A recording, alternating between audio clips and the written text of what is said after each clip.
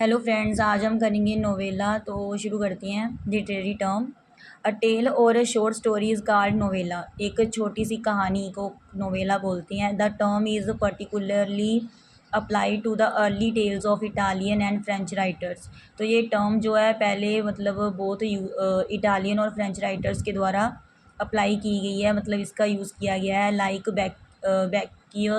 Boccaccios, the Decameron, and Marguerite of Valius, the Heptameron stories length was mostly in short form of tale। मतलब इसका मतलब क्या है कि स्टोरी की जो लेंथ है वो मोस्टली शॉर्ट होती है कहानी में।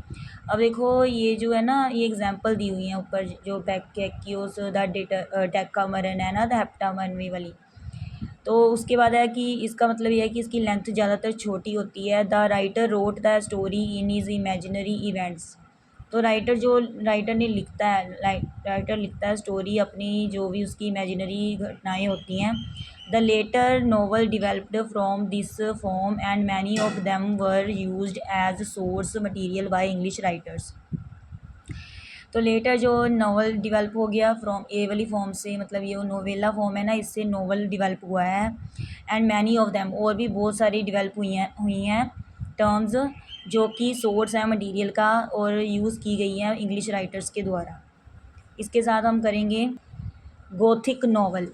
इन architecture a style marked by the pointed arch and vault, stain glass windows, cylinder spires etcetera. तो जो आर्किटेक्चर स्टाइल होता है मार्क किया जाता है, जैसे कोई पॉइंट हो, निशान हो, और सोचना स्टेन्ड मतलब दाग वगैरह ग्लास विंडो पर, cylinder spire etcetera. The style flourished mostly in western Europe from the 12th and the 16th centuries. तो ये जो स्टाइल अपनाया गया था ज़्यादातर यूरोप में अपनाया गया था 12वीं और 16वीं सदी में। 18th century neo classicist applied the term Gothic to literature using it to indicate that which was not classical.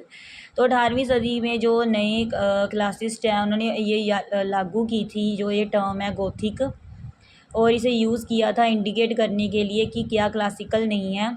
The romanist of the next generation looked with the favour upon the Gothic because it suggested them. फिर जो रोमनिस्ट थे उन्होंने, मतलब जो अगली पीढ़ी थी, उन्होंने देखा, इसके पक्ष में देखा और गोथिक नावल में, और फिर उन्होंने सजेस्ट किया, ठीक है, इसे गोथिक नावल को। नेक्स्ट है plot. The plot is a main base. Plot एक मेन बेस होता है। द फ्रेमवर्क ऑफ ड्रामा, जो फ्रेमवर्क होता है ड्रामा का, fiction. The planned series incidents of story being told at plot. जो भी स्टोरीज़ की जो इंसिडेंट होती हैं, घटनाएं होती हैं, उसे टोल्ड मतलब बताया जाता है प्लॉट में। They are arranged in order so that they arouse interest and suspense and to lead to a climax and satisfying the artist. तो इसमें क्या होता है, अरेंज किया जाता है जो भी ऑर्डर में जो भी इंसिडेंट होते हैं उसे सीरीज़ में ऑर्डर में लगाया जाता है, ताकि इंटरेस्ट और जो सस्पेंस है इसमें, मतलब सीरीज़ को, मतलब इंसिडेंट्स को क्या किया जाता है, अरेंज किया जाता है ऑर्डर में, ताकि सस्पेंस और इंटरेस्ट को क्रिएट किया जाए और क्लाइमैक्स तक पहुंचा जाए और आर्टिस्ट को जो है संतुष्टि मिले। There is a constant interaction between the characters who involved in the incidents. तो लगातार यहाँ इंटरेक्शन होता रहता है किसके बीच में, करेक्टर्स के बीच में, ताकि जो वो शामिल हो जाएं घटनाओं में। So plot is an important factor in English literature. तो इंग्लिश लिटरेचर में जो प्लॉट है बहुत ही इंपॉर्टेंट फैक्टर है। The character plays the action of the plot and the action affects the characters.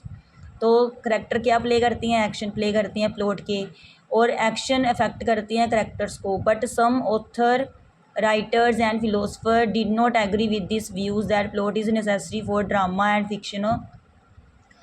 तो कुछ जो ऑथर हैं, वो राइटर्स हैं, फिलोसफर हैं ना, वो नहीं सहमत हैं कि प्लॉट ज़रूरी है ड्रामा के लिए, फिक्शन के लिए। For example James Joyce's Ulysses although purposefully developed is not structure on a plot. जो यूलिसीज है ना, वो भी पर्पसफुली मतलब जानबूझकर डिवेल्प हुआ है, और उसकी स्ट्रक्चर नहीं है प्लॉट, ठीक है, is not structure on a plot. ठीक है, जो भी बना बनाया प्लॉट था उस पर काम नहीं किया उसने, प्लॉट के बिना बनाया। थैंक्स।